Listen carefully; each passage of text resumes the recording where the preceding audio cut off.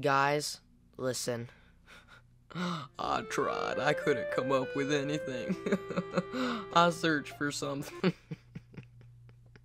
I'm just joking, everyone. I got tons of stuff for you. Roll that intro.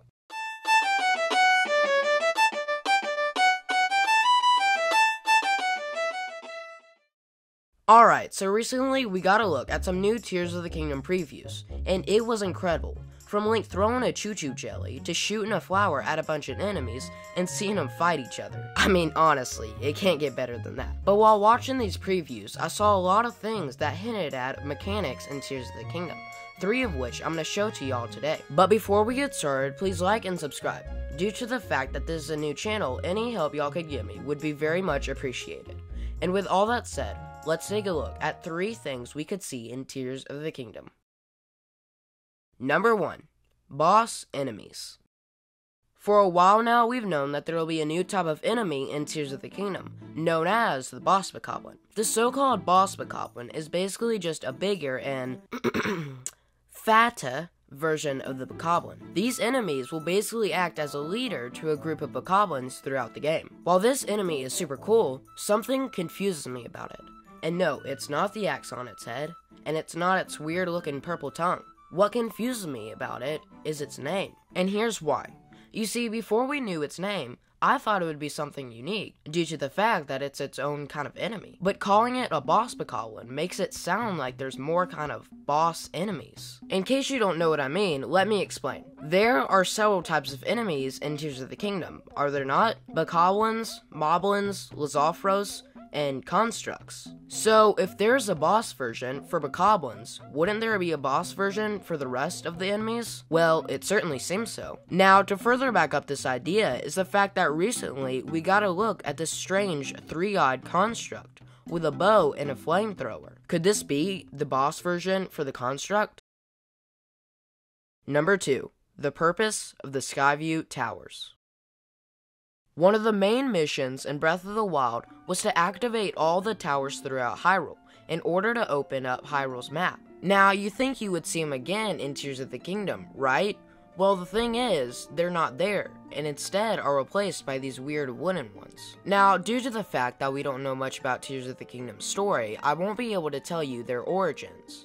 But I can tell you what they do and what purpose they will serve in Tears of the Kingdom. In order to figure out what the towers will do in Tears of the Kingdom, we need to take a look at the old ones in Breath of the Wild, due to the fact that their purpose will be similar. So, the old towers were basically just a place to teleport to, and each one unlocked a new piece of the map. Now, I think the new towers will do the same thing, but I also think they will serve a bigger purpose as well. Due to the fact that there will be the Sky Islands and the Undergrounds, there has to be a way to access them quickly, and that is where I think the towers come in.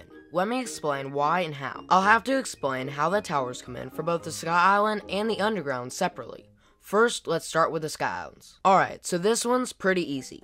At the start of one of the previews, we see Link shoot up into the Sky Islands. But the weird thing is, if we look at the map, we can see that he is directly above one of the towers. This means Link was probably shot out of some sort of cannon at the top of the tower. Alright, next, the Undergrounds. We'll start with this trailer around here. Okay, so we can see Link standing on some sort of Sheikah platform in an area that looks a lot like the towers themselves. But what's even stranger is in a more recent trailer, we can see Link riding up some sort of elevator. The platform he's standing on is the exact same one we just saw. And when he goes up this elevator, we can see more Sheikah markings that read tower. Does this mean this elevator is in the tower? And if so, where does this thing lead to? Perhaps underground? Now, in case some of you aren't convinced, in one of the shots we get of the underground, we can see this alien-like structure thing. Could this be the extension to the tower? Underwater exploration.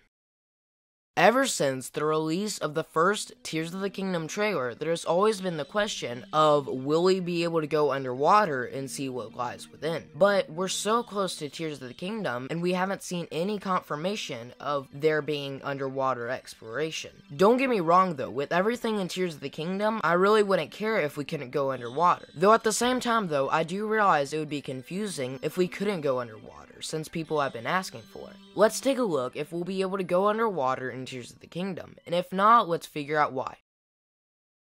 Alright, so first, let's take a look at what evidence we have for there being the whole underwater thing. First, let's start with the most recent trailer. At one point in it, we see Link jump into some sort of water bubble in the middle of the sky, where he begins to tread water. Now, for some people, this might be automatic confirmation for the whole idea, but let's dive a little deeper and see what we can find.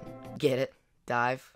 Okay, whatever. So, the next thing I want to show you is a little icon we can see when Aonuma dives into the water. We can see the ascend button in the top left corner when Link is in the water for a split second. It's been theorized that this is the button you hit when you want to go back to land. With all this evidence and the fact that people have been wanting underwater, I mean, there has to be underwater, right? Well, not exactly. You see, I was thinking about this for a while.